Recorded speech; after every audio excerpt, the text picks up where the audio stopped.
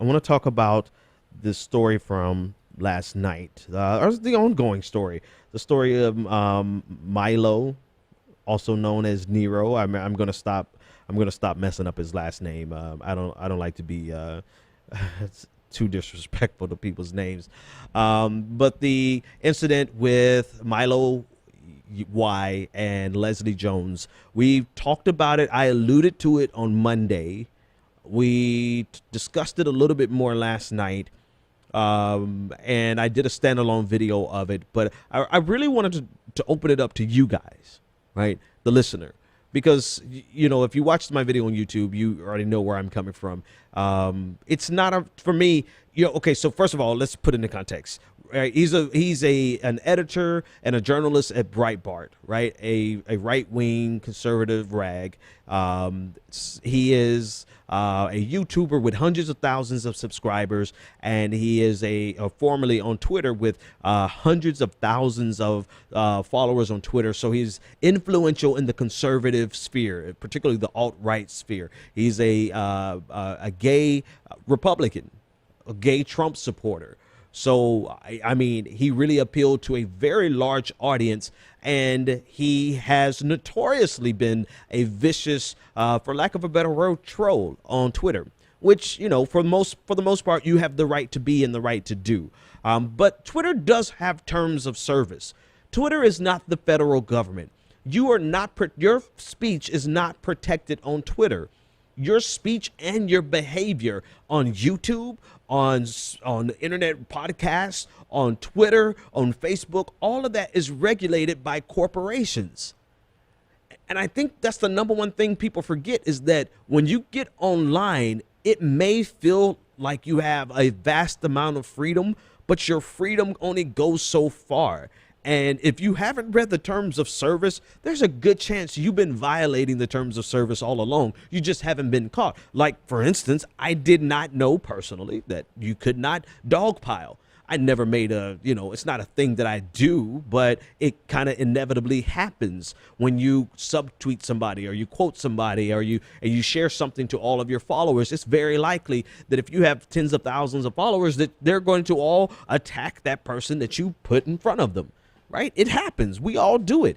And to greater or lesser extent.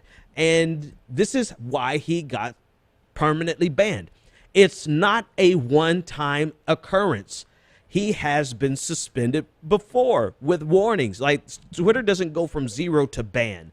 Twitter has a progressive punitive process where they warn you, that you get some notifications in your emails. I know because I've been suspended. And then you get this initial suspension that lasts for a day or two while you explain to them why you're going to be a good boy going forward, right? So he's gone through all of these processes and still carried himself in the same way, violating Twitter's terms of service, and he got banned. But everybody is losing their minds as if this is a political correctness. This is a violation of free speech, and this is liberalism gone run amok. No, this is the invisible hand bitch slapping someone who did not want to obey the corporate overlords.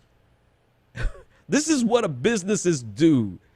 You cannot go into someone's business and behave and carry yourself the way that you want to if it undermines their business, or if it's just some type of behavior: no shoes, no shirt, no service.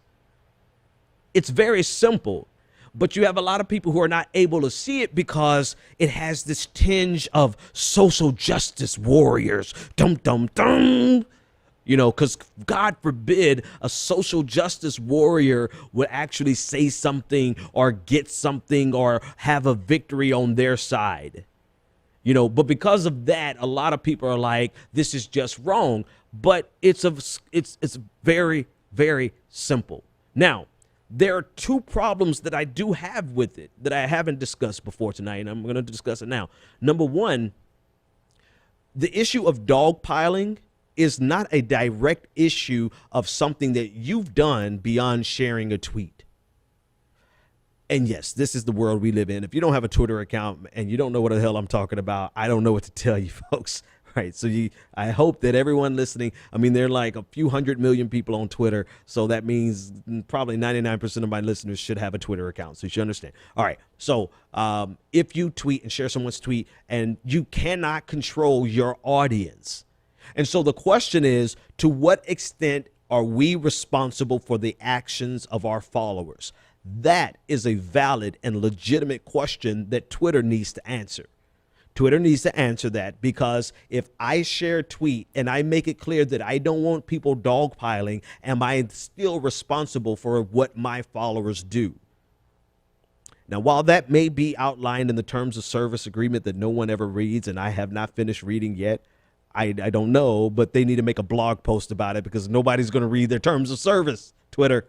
So I think that's one thing that's really questionable, right? So explain very clearly what responsibility a person has for their followers, not to their followers, but for their followers. Make that expressly clear so that we can know. And then number two, the consistency of doing this. When, where, why, and how are you going to do it, right? Because what happens is people get away with this all day, every day, on both sides of the political spectrum, on every side of every argument. There is not a single ideology that's pure in this conversation. There's not a single orientation. There's not a single religion, agnostic, atheist. Everybody has skin in this game where they have harassed, they have belittled, they have dogpiled or participated in a dogpile. Everybody who's on Twitter, unless you have an egg account and never used it, except for all the eggs that are trolls themselves, you have in some way been involved with this. And until somebody reports you, you can get away with it. And then even when somebody reports you, a lot of times Twitter says, they have very clear policies that they say they go by, but we see all types of behavior that people get away with. And I believe from just my experience with people harassing me, which I don't talk about because, most of the time I don't give a shit.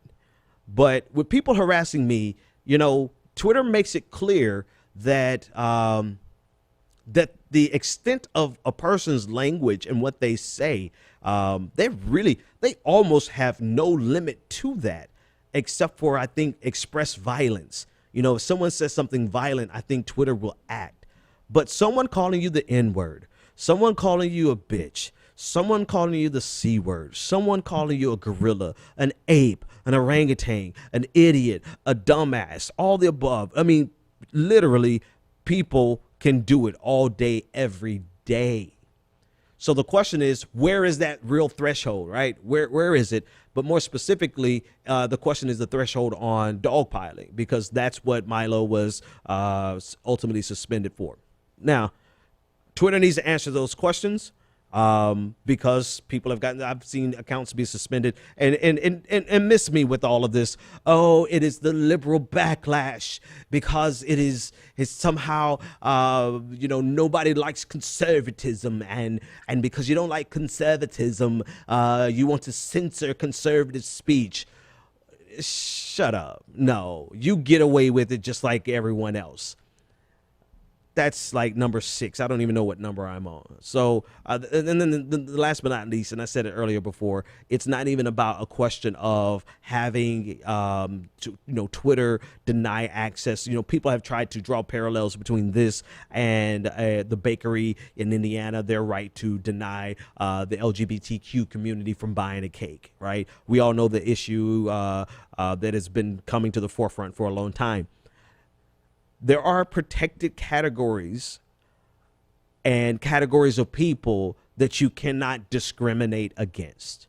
You cannot discriminate against someone for their religion. You cannot discriminate against someone because of their sexual orientation or their gender identity. You can't discriminate because of their race. You can't discriminate because of their age. There's a list of things that you cannot discriminate because of.